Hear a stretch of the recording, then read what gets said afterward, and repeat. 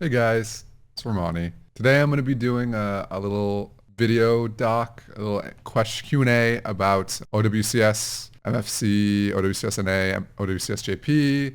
Like I said, shout to and just competing in general. So yeah, let's get right to it. So first thing I want to address is like, how did MFC form? MFC formed a long time ago when I was playing in Overwatch Contenders with Newish, August, Frogger, and Olam. We were competing in the region in OS for 2 seasons, and we got second place twice. So to jump to OWCS JP. OWCS JP, the MFC team, it formed basically off of the back of me desiring to compete in the Japanese region. You know, I saw the region, I saw the huge amount of support for Overwatch from the Japanese community, the huge interest, and also I have a personal interest in Japanese culture and the language. So I thought, wouldn't it be such a good idea for me to go compete in Japan? And then also, I thought, MFC kind of needed a comeback. It's been dead for a while. How better to form it than to hop to a different part of Asia for the reform? And when I was making the team, I knew I needed, obviously myself, because I was putting it together, and Frogger, because he's kind of like, he's the big guy. He's the guy with the name MFC namesake. And so me and Frogger were the two imports, and then I was like, I need to keep the theme of the team consistent, like streamer team, kind of low key, kind of serious, kind of not, kind of like a streamer team. So I was like, I should invite my good friend Tayo. He's got a lot of experience. He would be serious, but what also would be kind of a good streamer pick. And then I knew of Supreme. He was a teammate of mine at UCI in collegiate for 3 years, and I knew he had a Japanese citizenship. And he's Japanese nationality. And I played with him for a long time, so I was like, would be a great pickup. And also, he was in Korea at the time, so it all just kind of lined up for me to pick up Supreme. Very knowledgeable, very good player. Played with him a lot. And then to go to Killa, he was a player I played with in Stage 2 OWCS. He's really young. Unfortunately, he's on ping and he's from France, but he was very talented, and I thought the ping wouldn't really matter that much. I thought he would really show the Japanese region how talented he is, and he really did. And then Aokigahara, he messaged me. He DM'd me seeing if I was still looking for a reserve for the team. And I saw his skills, reviewed his gameplay, and really liked what I saw. So we picked him up for the team. I really thought very highly of all my OWCS JP teammates. I thought all of them were very talented at what they do. Tayo, he was ex-Shock Overwatch League player. Supreme, teammate for 3 years.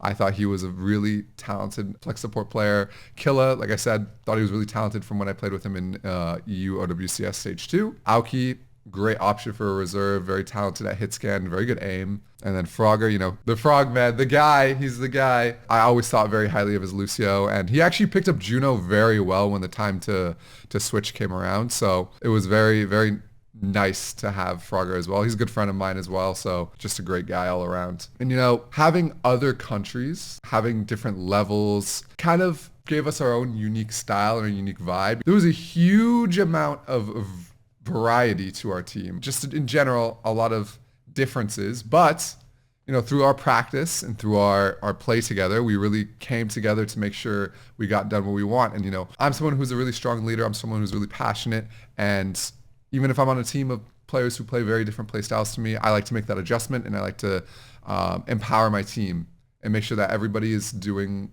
what they can, and I'm doing what I can to support my team and lead us to victory. So after the tourney, though, I felt a little bit disappointed that we only got 7th. I was really sad. I felt like we put a lot of energy into it, especially me and the rest of my team. We all put so much energy into the tourney. So I was very sad for us to only get 7th place. We were looking to get top 4 and maybe even qualify to the grand finals at LAN and, see Romani, Frogger, Tayo, all of us at LAN, but just wasn't meant to be. I think the meta was really hard for us. I think me and Killa on ping was really hard for us. There was a lot of factors that went into why we ended up in 7th place. But, at the end of the day, it's what happened. And I don't regret it whatsoever. If I could do it again, I would do it all over again the exact same way. Really enjoyed playing in Japan. Definitely would think about it and doing it in the future again. So now I've covered a lot of Japan, let's segue over to OWCS NA. So after Japan ended, I was eligible to compete in stage 4 of EU or NA. So I decided that I would compete in NA for the last stage of OWCS. I spent a lot of time looking for teams and trialing with other teams. And eventually there was a lot of players towards like one day before that the signups closed who needed a team and were kind of out of a team because a project blew up. I knew Keiichi and Otters because they're UCI teammates and they're very good players. So I already had them too. All I had to do was fill my DPS slots. So